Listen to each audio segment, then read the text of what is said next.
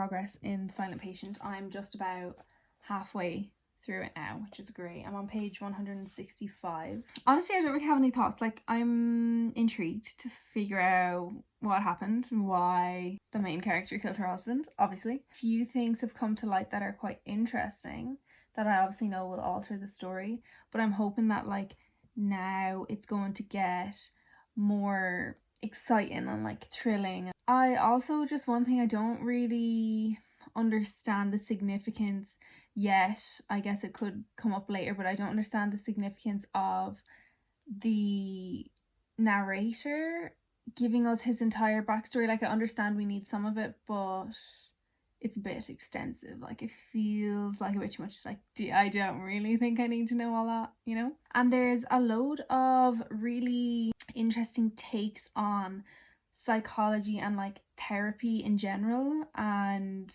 how therapy is kind of like a two-way thing. Yeah, so I am enjoying it, but I kind of want to finish it now.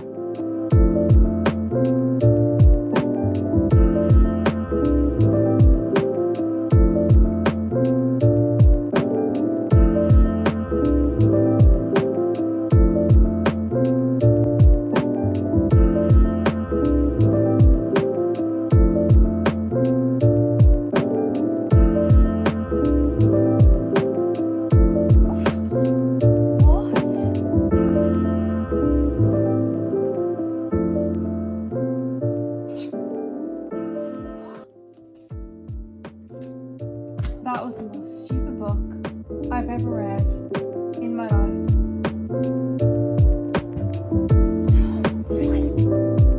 so confused at what the point was.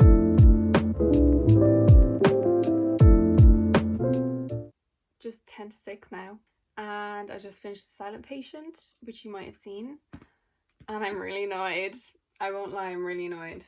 I really don't understand how so many people have loved this book. You know, sometimes you read a book and you don't like it, but loads of people have loved it and you can see why they've loved it. Like, there's certain aspects of it that you understand why people have enjoyed that book in particular.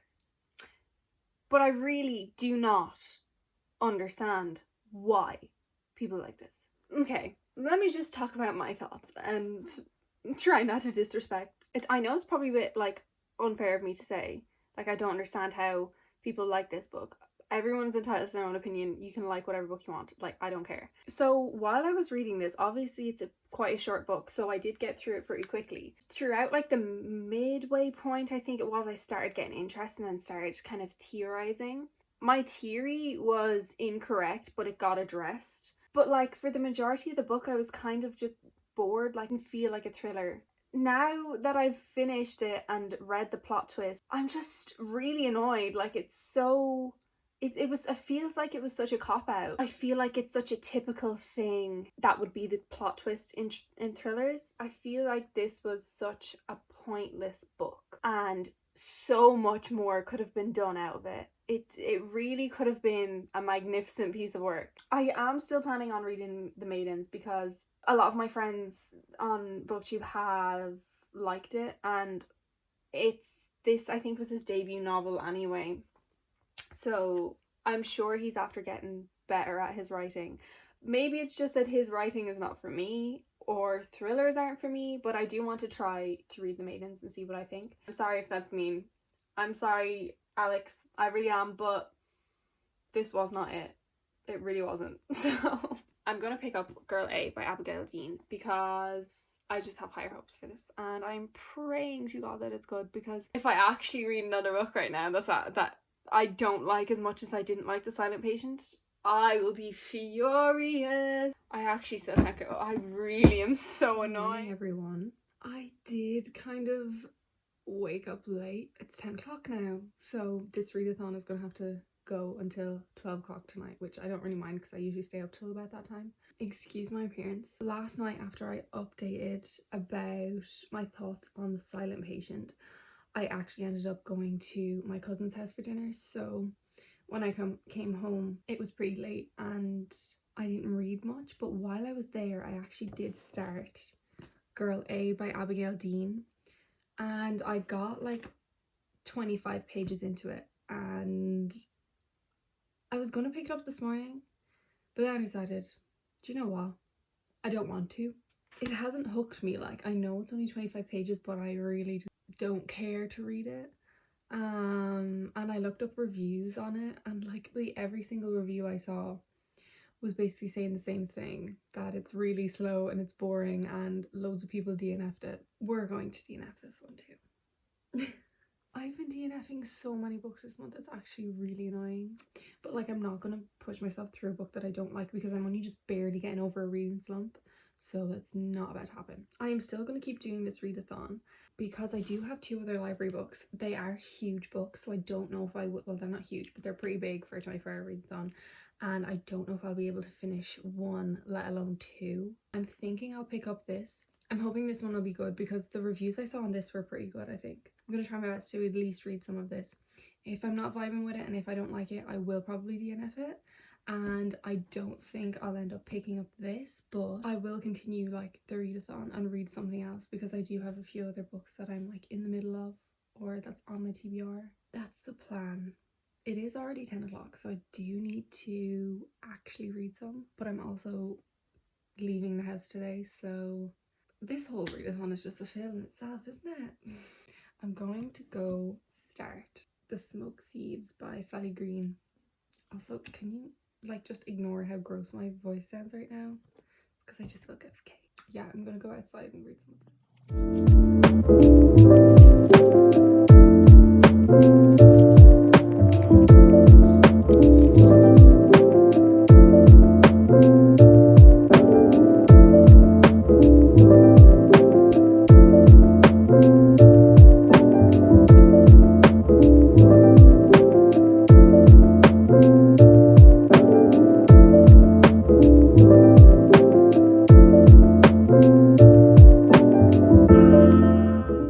Okay, hi.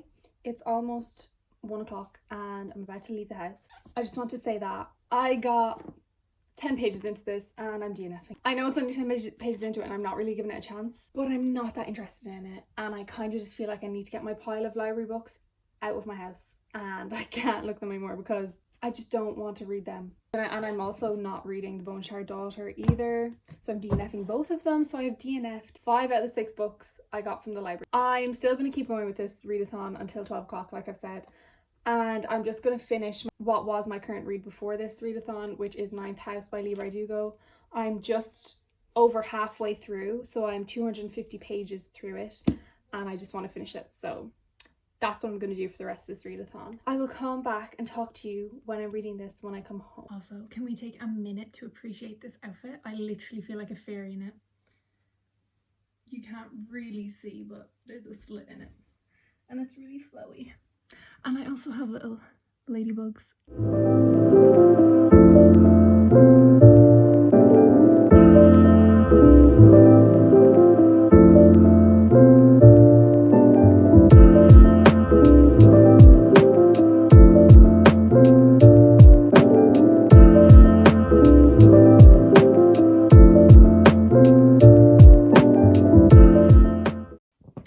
Hi everyone.